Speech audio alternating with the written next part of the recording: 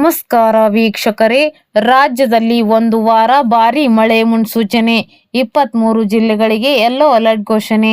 ರಾಜ್ಯದ ವಿವಿಧೆಡೆ ಮುಂದಿನ ಒಂದು ವಾರದವರೆಗೆ ಗುಡುಗು ಸಹಿತ ಮಳೆಯಾಗುವ ಸಾಧ್ಯತೆ ಇದೆ ಎಂದು ಹವಾಮಾನ ಇಲಾಖೆ ಮುನ್ಸೂಚನೆ ನೀಡಿದೆ. ಹೌದು, ರಾಜ್ಯದಲ್ಲಿ ಮಳೆಯ ಅಬ್ಬರ ಹೆಚ್ಚಾಗಲಿದ್ದು, ಮುಂದಿನ ಒಂದು ವಾರದವರೆಗೆ ಕರಾವಳಿ ಹಾಗೂ ಒಳನಾಡಿನ 23 ಜಿಲ್ಲೆಗಳಲ್ಲಿ ಯೆಲ್ಲೋ ಅಲರ್ಟ್ ಘೋಷಿಸಲಾಗಿದ್ದು, ಕೆಲವೆಡೆ ಆಲಿಕಲ್ಲು ಮಳೆಯಾಗುವ ಸಾಧ್ಯತೆ ಇದೆ ಎಂದು ಹವಾಮಾನ ಇಲಾಖೆ ಎಚ್ಚರಿಸಿದೆ.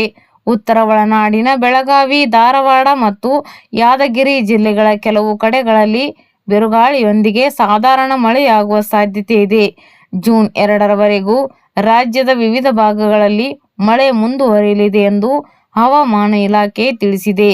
ಕರ್ನಾಟಕ ರಾಜ್ಯ ನೈಸರ್ಗಿಕ ವಿಕೋಪ ಉಸ್ತುವಾರಿ ಕೇಂದ್ರದ ಪ್ರಕಾರ ರಾಜ್ಯಾದ್ಯಂತ ಅಲ್ಲಲ್ಲಿ ಗುಡುಗು, ಸಿಡಿಲು ಮತ್ತು ಬಿರುಗಾಳಿಯೊಂದಿಗೆ ಹಗುರದಿಂದ ಸಾಧಾರಣ ಮಳೆಯಾಗುವ ಮುನ್ಸೂಚನೆ ಇದೆ. ದಕ್ಷಿಣ ಕನ್ನಡ, ಉಡುಪಿ ಮತ್ತು ಉತ್ತರ ಕನ್ನಡ ಜಿಲ್ಲೆಗಳ ಕೆಲವು ಭಾಗಗಳಲ್ಲಿ ಗುಡುಗು ಸಹಿತ ಸಾಧಾರಣ ಮಳೆಯಾಗುವ ನಿರೀಕ್ಷೆ ಇದೆ.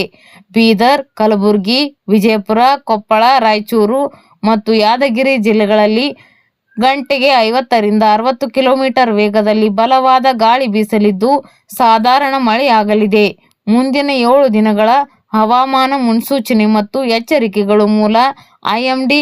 ಕರ್ನಾಟಕ ರಾಜ್ಯಾದ್ಯಂತ ಅಲ್ಲಲ್ಲಿ ಗುಡುಗು, ಸಿಡಿಲು ಸಹಿತ ಜೋರಾದ ಗಾಳಿಯೊಂದಿಗೆ ಹಗುರದಿಂದ ಸಾಧಾರಣ ಮಳೆ ಹಾಗೂ ಇಂದು ಮತ್ತು ನಾಳೆ ಅಲ್ಲಲ್ಲಿ ಭಾರೀ ಮಳೆ ಮತ್ತು ಉತ್ತರ ಒಳನಾಡು ಜಿಲ್ಲೆಗಳಲ್ಲಿ ಇಂದು ಅಲ್ಲಲ್ಲಿ ಆಲಿಕಲ್ಲು ಮಳೆಯಾಗುವ ಮುನ್ಸೂಚನೆ ಇದೆ.